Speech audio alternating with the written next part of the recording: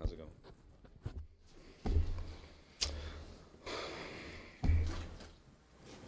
Buffalo Monday night. Is it? Bill, before you guys brought in Kenyon Barnard, did he strike you as a particularly physical runner for someone under 200 pounds? He was a good runner. Yeah, he's been a good runner.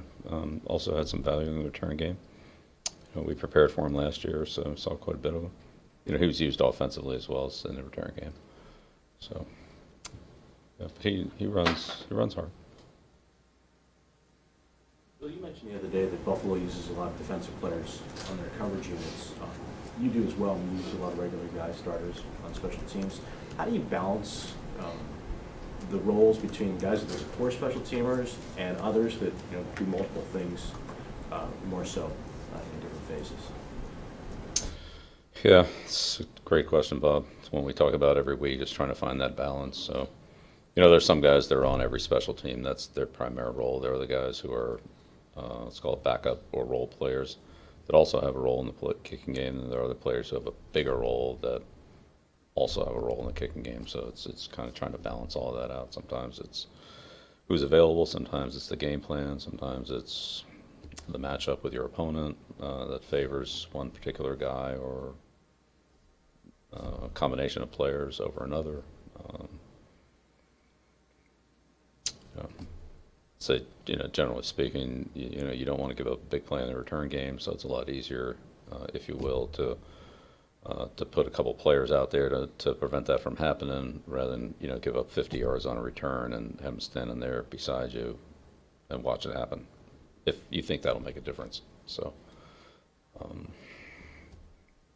sometimes that's true in the return game too. If it's one or two blocks that you're really worried about and you need a guy to make that block, even though it might be one of your starting players, if he can make that block, there might be enough benefit on the play to make it worth that play. So it's every situation's different, each game's different, each player and his role varies from game to game. Some games are tilted more towards a certain type of defense, dime, nickel, base, and offensively it could be tilted more towards 12, 21, 11. And that would affect the player's role or total role. I think what we try to look at is what his total role is. So he's going to be out there on every play in the offensive or defensive system. Plus, it's not just the plays, it's the preparation and all the assignments and everything. That, depending on how much you pile on, there's a point where it's probably diminishing returns. Bill, how much is there variety in personnel on special teams beyond the skilled players? Like blockers and different things like that. I mean, do teams have different schemes that they put different groups in, or is it generally the same 11 play? That would depend on which phase are you talking about? Sort of in general, but like Hightower last week is out there to block a punch. Should a guy on the offensive line know, that guy wasn't out here before, he wasn't out here last week? Is there that personnel awareness? Well, on the punt return game, let's just talk about that. On the punt return game, most teams will put out defensive personnel around midfield.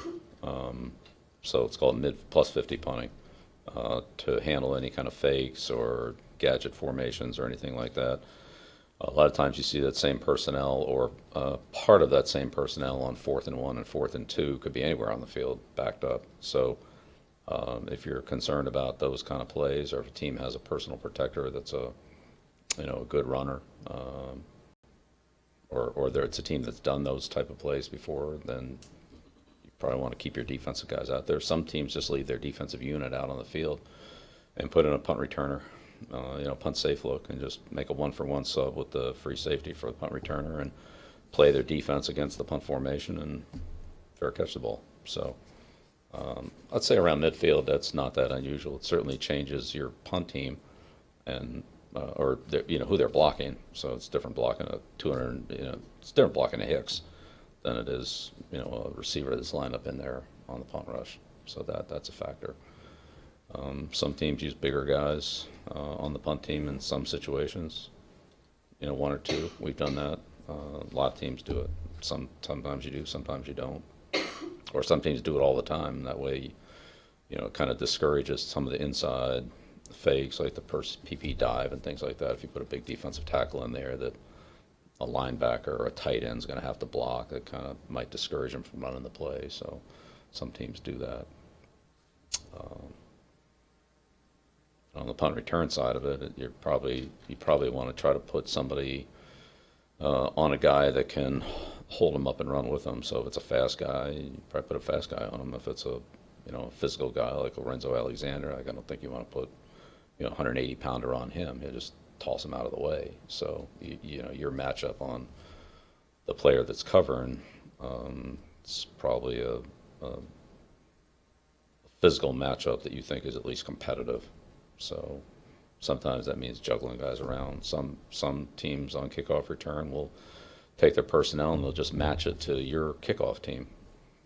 So this guy's got that guy. If he lines up at the 3, he lines up at a guard. If he lines up at the 5, he moves in and plays center. If he lines up outside, the guy moves out and plays in. Like, that's the guy he's going to block on that play. So I wouldn't say that's frequent, but it certainly happens. Or some teams will just match up, like, we're going to double team this guy, we're going to double team that guy, and then you other, 6 guys have these 6 guys, and wherever they are, you line up and block them. If it means mixing the formation up a little bit, they'll do that. Sometimes that happens on punt return too. They're going to run a right return, they put the guys over here, and left return, they put them over there, and have some misdirection to counter it. But that's basically what they're trying to. They'll run 8 of those and 2 of the others to keep you off balance. But just they try to get a matchup that's favorable, then they'll just put them where they want. How much flexibility would a guy have to call a timeout? For example, the right guard says something doesn't look right here. This looks On the punt team? Yeah, or in any other phase of special team, just for a guy to say something smells funny, call timeout. Yeah, well, anytime there's a protection issue, I mean, it's no different than a quarterback seeing a blitz that can't be picked up, that there's not time to get out of. And, you never want to run a bad play, so you never want to have a punt blocked if you see a look that, we called this protection and then they moved it, or it doesn't look like somebody has the call, to your point, and like we're confused here about how to handle a stack or whatever. Then always better to take a timeout than to get a punt blocked or to give up a free sack blitz or that type of play. So, so the quarterback of the punt team is the personal protector. That's really his responsibility. Offensively, it's the quarterback. Defensively, it's usually the middle linebacker to the safety. Same thing if they line up in formation and we don't have it, and rather than let a bad play happen, just turn around, take time out. When you use multiple personnel groups on defense, like regular nickel, dime, or maybe you have 2 nickels and a dime, or 2 dimes and a nickel, it's pretty common with most teams to have that type of thing. Sometimes the player is not sure if the communication isn't clean, or if they sub late. Who am I? Because I'm in on all those groups, but in one group I'm a linebacker, another group I'm a safety, another group I'm a nickel, let's just say. And then depending on who we have in the game, who am I? And then we match that to who they have in the game. So it's sometimes there's a little bit of there's just communication there to make sure that, okay, I know I'm the Sam, I know you're the Mike, I know I'm the safety. Okay, with a different grouping, maybe I'm the Mike, somebody else is the Sam, and somebody else is the safety. Just who am I? And that's, once you have that, then I'd say for the most part, the rest of it usually falls into place. But if you misidentify the personnel that the offense has on the field, if you think it's 12 and it's 11, or if you think it's 11 and it's 10, or if you think it's 10 and it's 01, and then that, now the player's thinking, well, here's the match, but no, it's not what we said it was. And so that's all real football. That's what football is. Those things happen, so you have to adjust to them. Is that a balance to make sure, you obviously sometimes more personnel groupings can be better because you can get different players in, but also if you have too many, then they've got too many offensive formations. Look, nothing's a good idea if you can't execute it. So, you can put together any kind of bridge you want. If you can't build it, then, it's going to fall down. So, it's the same thing. You gotta, if you can't do it, then you're probably better off not doing it. Now, sometimes you think you can do it, and something happens and it doesn't turn out that way. But if you feel like you can execute it, then great. If you feel like you can't execute it, then I think you're usually better off throwing it out and doing something you can at least do. Well, yesterday in the locker room, we talked to Kyle Van Noy, and he recognized that it's the 2-year anniversary yesterday from the time that he was traded here. He said that coming here really changed his career. How has he evolved since the 2 years that you've been coaching him here in this organization?